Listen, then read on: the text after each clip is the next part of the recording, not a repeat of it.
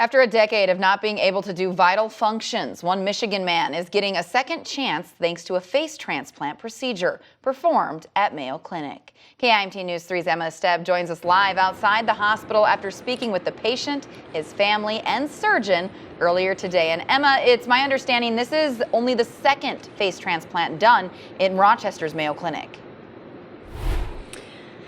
Yes, Cami, that's right. The first one was done back in 2016, and so now this year, Derek Pfaff, he got this extensive surgery in February of this year, and so it actually consisted of 80 healthcare professionals, and it was a more than 50-hour surgery. On March 5th, 2014, Derek's life was forever changed. An attempted suicide left his face severely damaged from a gunshot. I don't remember that night or the following weeks afterwards. I was in my hospital bed, couldn't talk, couldn't see. Over the next 10 years, Derek underwent 58 reconstructive facial surgeries in Michigan.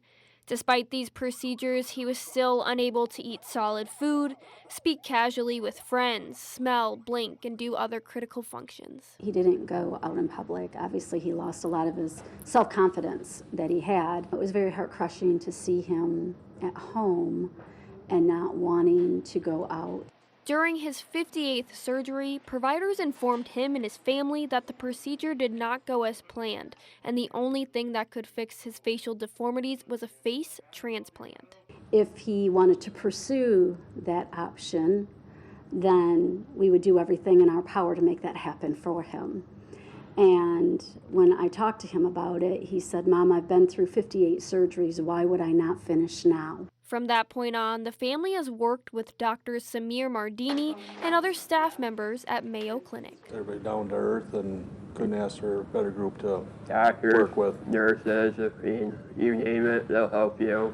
A lot of really nice people. In February, Dr. Mardini reconstructed about 85% of Derek's face, replacing nearly everything below his eyebrows and part of his forehead.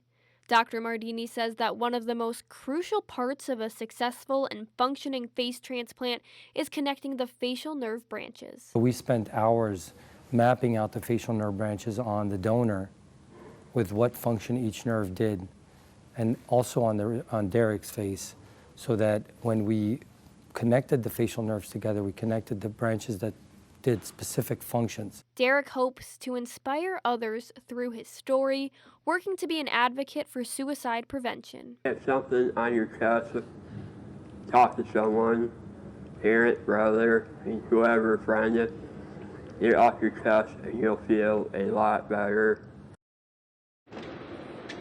And this procedure would not be possible without the donor and his family's generous gift. And so the Pfaff family wanted to extend their gratitude towards that family. And another fun thing I wanted to mention, Lisa, Derek's mom, told me earlier today that this was the first year in over a decade that they have gotten their family pictures taken. So I thought that was super sweet. Live here in Rochester, Emma Esteb, KIMT News 3. A success story. Emma, thank you so much for sharing that story.